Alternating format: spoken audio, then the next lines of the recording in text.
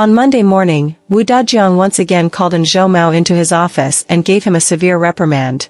The factory had a problem with the quality inspection of a batch of goods, and the investigation had traced it back to Zhou Mao, who was the head of the second workshop, under Wu Dajiang's supervision. Zhou Mao felt unfairly treated. He believed that his goods were no different from those of others, and he suspected that Wu Dajiang was intentionally undermining him. Reflecting on it, it seemed that Wu Dajiang and Zhou Mao had been at odds since the day Wu Dajiang joined the factory, as if they were natural enemies.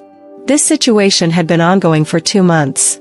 The root cause of this animosity could be traced back to a small family gathering before the new year. Shortly after Wu Dajiang arrived at the factory, he organized a small family get-together. During the gathering, Zhou Mao was shocked to see Xiaoyan. Initially surprised, Zhou Mao was taken aback when he learned that Xiaoyan was Wu Dajiang's daughter-in-law. His jaw nearly hit the floor.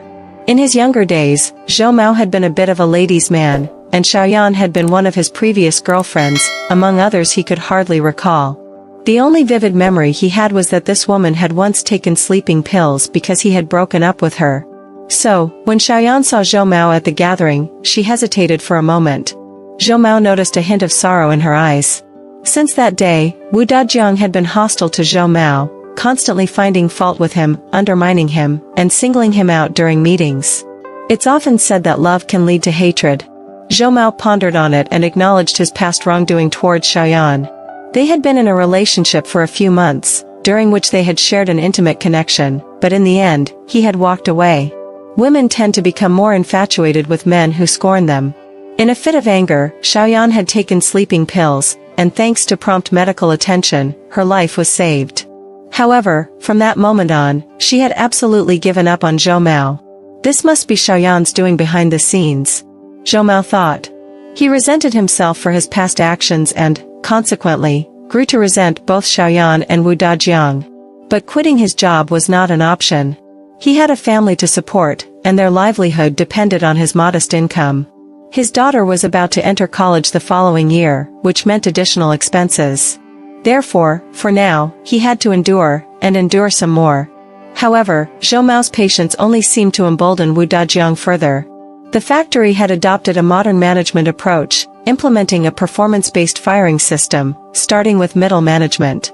Among the 12 workshop directors, one was designated as the lowest performer each week. If the same person received this designation 3 times in a row, they would be demoted to an industrial worker. For 2 consecutive weeks, Zhou Mao found himself at the bottom of the list. He panicked. He was confident that the quality of his workshop's products was no different from the others. His most trusted apprentice was responsible for quality control, yet, inexplicably, his products were flagged as having quality issues. He approached his apprentice and, after a careful examination, the apprentice, with some hesitation, said, "Master, don't you think this is Wu Director deliberately causing trouble for you?" This statement solidified Zhou Mao's suspicions. However, the situation remained at an impasse. How could he resolve it? He couldn't possibly swallow his pride and beg Wu Dajiang, admitting that his past actions were at fault. He thought about Xiaoyan. To clear his name, he decided that Xiaoyan was the key. But he couldn't approach Xiaoyan directly. On one hand, he couldn't face her with his head held high, and on the other hand, he didn't want to give Wu Dajiang another reason to be angry. So he thought of his wife, Huyun, as a mediator. Involving her would make him look innocent and prevent Huyun's jealousy from flaring up. In the following days, he did everything to please Huyun. Finally, he bought her the earrings she had desired for a long time, and with hesitation, he disclosed the whole situation to her. Huyun had a fiery temper and was known for her quick reactions. However, when Zhou Mao revealed the story of Xiaoyan, she didn't explode. Instead, she stared at him for a while and asked, "What do you want to do?" Zhou Mao felt a cold sweat breaking out as he met her intense gaze, but he had to maintain an appearance of indifference. He replied, "Well, you know, women understand each other better. I thought, maybe you could talk to her and let me off the hook." Huyun slammed her hand on the table, and Zhou Mao trembled. After slamming the table, Huyun said, You don't even resemble a man anymore, being pushed around like this, and you can't even speak up." Zhou Mao stayed silent, realizing that Huyun had a point, and he was also afraid of her. Fortunately, Huyun agreed to go and talk to Xiaoyan. Huyun did indeed work wonders. In just a couple of days, she managed to get Xiaoyan's phone number and workplace address, and she informed Zhou Mao that she would visit her workplace on Monday. Zhou Mao was worried that Huyan might mess things up, as she had a fiery temper. He didn't want her to create a scene that could jeopardize his job. So, he earnestly advised Huyan not to use force or make anyone resentful. He reminded her that Xiaoyan was just a former girlfriend. Huyan reassured him, "Don't worry. I won't go too far. Besides, when women talk things out, everything can be resolved." However, things didn't go as smoothly as she had hoped. On Monday afternoon, Huyan visited Xiaoyan's workplace, and within 2 hours, she was back home, wearing a resentful expression. She grumbled and scolded, asking Zhou Mao, "What did you do to her back then? She doesn't forgive you at all. She even drove me away. You've completely embarrassed me."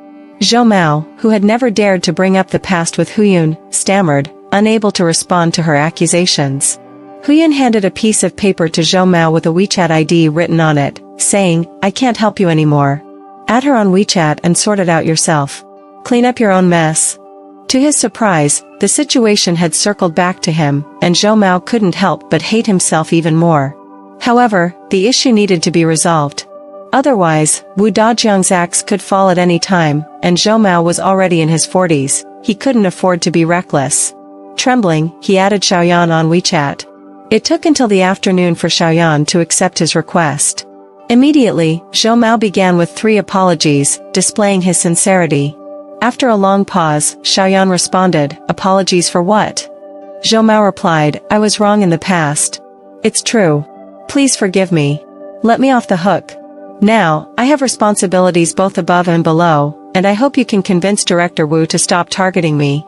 I'll make it up to you." It was a desperate plea. Zhou Mao didn't expect what came next. After a lengthy silence, Xiaoyan replied, "Make up for what?" Zhou Mao, desperate to resolve the issue, said, "For what I did to you in the past. What do you want as compensation?" After much hesitation, Xiaoyan replied, 20,000 yuan, not a penny less. Once you've paid that, we're even. Zhou Mao's heart sank. Xiaoyan was indeed demanding. Over the years, he had saved up a bit of secret money, and while it was close to 20,000, giving it away still stung. On Monday at the regular meeting, Wu Dajiang mentioned, intentionally or not, that certain individuals in some workshops needed to be more cautious.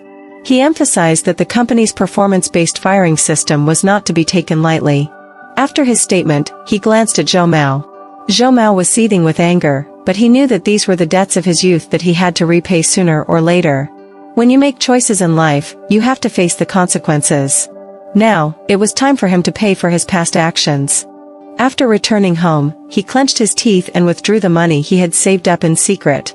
He also borrowed 2,000 yuan from his apprentice to make up the total of 20,000 yuan. Once he transferred the money to Xiaoyan's WeChat account, Zhou Mao wished he could find a place to vent his frustration. He was filled with resentment, but he couldn't express it. He returned home with a heavy heart. Huyan hadn't returned yet, and she called to tell him to have dinner by himself. Zhou Mao considered going out to eat but then remembered the significant amount of private money he had just handed over. It made him feel financially insecure. So, he settled for a pack of instant noodles and some steamed buns, eating them while tears streamed down his face. He cried for his midlife predicament and for the regrets of his youth. After crying, he finished the meal and felt a bit relieved, knowing that at least this problem had a resolution. Huyan came home very late, seeming like she had a few drinks. She acted strangely when she entered, hugging Zhou Mao and giving him a kiss that left him momentarily stunned. She threw her bag aside and said, "I got a raise." "I got a raise." Zhou Mao asked, "How much of a raise?" Huyan didn't answer, lying down on the bed and falling asleep. Zhou Mao thought, well, at least I'm not the only one having a hard time. My wife's raise compensates for the money I just spent. He believed that the issue was resolved, but it turned out to be far from over. During the evaluation on Friday, Zhou Mao, the workshop director, shamelessly ranked as the last person to be eliminated in the performance-based firing system. As per the rules, he would be demoted to a regular worker in the workshop. Zhou Mao was furious. He went straight to find Wu Dajiang, thinking he needed to confront the situation. To his surprise, Wu Dajiang was not in his office, he had left right after the meeting. Zhou Mao believed that Wu Dajiang was avoiding him, and his anger flared. He thought, he can't hide forever. I know where he lives. I'll go to his house tonight and give him a piece of my mind. If he has no shame, I won't either. That night, Zhou Mao actually went to Wu Dajiang's house. He knocked on the door forcefully, and when the door opened, it was Xiaoyan who answered. Seeing him, she was taken aback and asked, "Why are you here?" Zhou Mao's anger, now at its peak, shouted, "Why am I here? You and your husband, you've done well. You're not even letting me in now? Today, I'm going to tell the whole story. You wait for it. You wait for it, yeah, wait for the legal consequences." Wu Dajiang came out from inside, puzzled, and asked, "What legal consequences? What's going on?" Zhou Mao stood his ground, still full of anger, pointing at Wu Dajiang, "You're pretending. You just found out that Xiaoyan is my ex-girlfriend, right? After all these years, you're still not over it. You two are conspiring to get back at me. Let me tell you, I've had enough." Wu Dajiang, with a puzzled expression, turned to Xiaoyan and asked, "You and him? What's going on here?" Xiaoyan nodded and said, "It was many years ago, and it's all in the past." Zhou Mao's anger grew, and he sat down with a bitter laugh, saying, "In the past? If it's in the past, why do you want compensation?" Now it was Xiaoyan's turn to be confused. She asked, "What compensation?" Zhou Mao was dumbfounded. Leaving Wu Dajiang's house, Zhou Mao felt utterly humiliated, like a whipped dog. Wu Dajiang had no idea, and Xiaoyan was equally oblivious. The WeChat account number that Huyun had given him didn't belong to Xiaoyan at all. At that moment, Huyun called him. Zhou Mao immediately asked, "Whose WeChat did you give me?" Huyun replied, "Tell you when you come back." Her voice was gentle, soothing, and it managed to alleviate Zhou Mao's earlier embarrassment and discomfort. As it turned out, the reality was entirely different from Zhou Mao's assumptions.